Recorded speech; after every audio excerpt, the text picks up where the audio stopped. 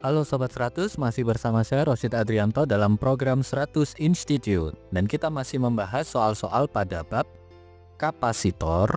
Oke Sobat 100, pada video kali ini kita akan menentukan nilai kapasitansi pengganti pada suatu susunan kapasitor. Simak soalnya baik-baik ya.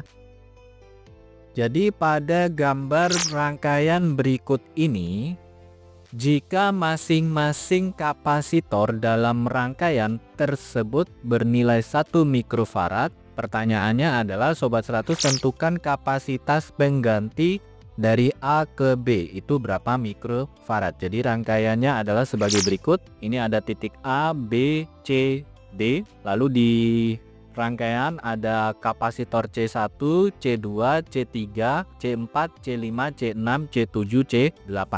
Yang ditanya adalah kapasitas pengganti dari titik A ke titik B. CAB itu nilainya berapa? Oke, karena yang ditanya adalah kapasitas pengganti dari titik A ke titik B, maka yang C3 dan C6 ini tidak kita perhitungkan ya, karena di sini alirannya nanti dari C1 pecah ke C2 dan C7, lalu lanjut ke C8 dan C5, terakhir di C4, sehingga yang C3 dan C6 ini kita abaikan seperti ini. Maka langkah pertama Sobat 100 hitung dulu untuk kapasitas pengganti C2, C8 dan C5. Karena ini masih satu kawat yang sama, maka C2, C8, C5 ini rangkaiannya seri, sehingga cara hitungnya pakai seper. Dengan demikian kita hitung di sini seper CA sama dengan seper C2 tambah seper C8 tambah seper C5.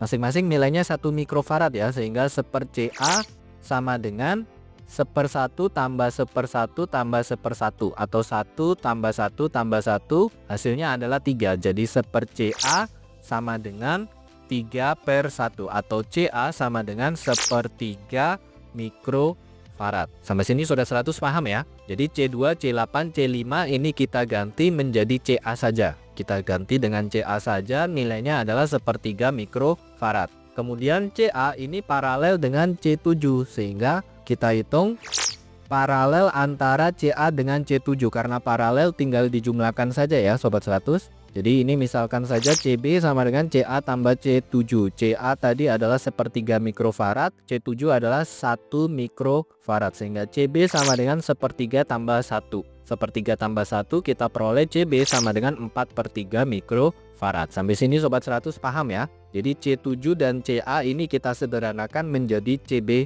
saja. Jadi kalau disederhanakan rangkaiannya sebagai berikut. Ini tinggal CB saja, nilainya 4/3 mikrofarad. Nah, kalau Sobat 100 lihat dari A ke B, ada C1, ada CB, ada C4. Masing-masing ini tersusun seri. Sehingga kalau seri cara hitungnya pakai seper lagi ya. Sehingga seper CAB itu sama dengan seper C1 tambah seper CB tambah seper C4. Masukkan C1 nya adalah 1 mikrofarad, CB adalah 4/3 mikrofarad, C4 adalah 1 mikrofarad. Sehingga kita tuliskan di baris berikutnya seper CAB sama dengan seper 1 tambah 3/4 tambah seper 1. Nah ini karena penyebutnya belum sama, kita ubah dulu ke per 4 semua ya. Jadi yang seper 1 berubah menjadi 4/4, yang ini juga sama, ubah menjadi 4/4. Sehingga kita tuliskan di baris berikutnya seper CAB sama dengan 4 tambah 3 tambah 4 dibagi dengan 4. 4 tambah 3 hasilnya 7, 7 tambah 4 hasilnya 11. Sehingga seper CAB sama dengan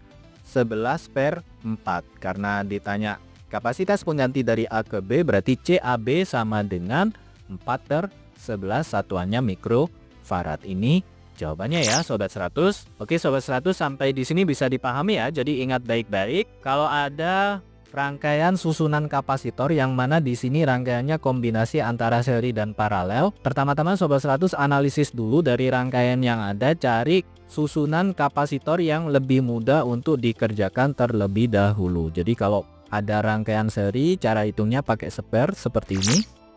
Kemudian kalau sudah disederhanakan, Sobat 100 gambarkan rangkaian yang sudah sederhana. Lalu kalau ternyata susunannya itu paralel, maka ini tinggal dijumlahkan saja. Contohnya di sini CB sama dengan CA tambah C7. Nah, kalau ini susunan yang terakhir ternyata susunannya seri lagi, berarti cara hitungnya pakai seper lagi. Nah, ini tinggal Sobat 100 lakukan perhitungan, nanti ketemu ya, kapasitas pengganti dari titik A ke titik B adalah sekian mikrofarad. Begitu ya Sobat 100, sampai di sini bisa dipahami ya. Nah, kalau Sobat 100 sudah paham untuk video penjelasan ini, Sobat 100 bisa melihat atau mempelajari video penjelasan yang berikutnya. Lalu, untuk pertanyaan atau soal-soal berkaitan dengan mata pelajaran matematika, fisika, kimia, Mandarin atau English, Sobat 100 bisa tanyakan soalnya di aplikasi tanya jawab soal. Oke Sobat 100, selamat belajar ya.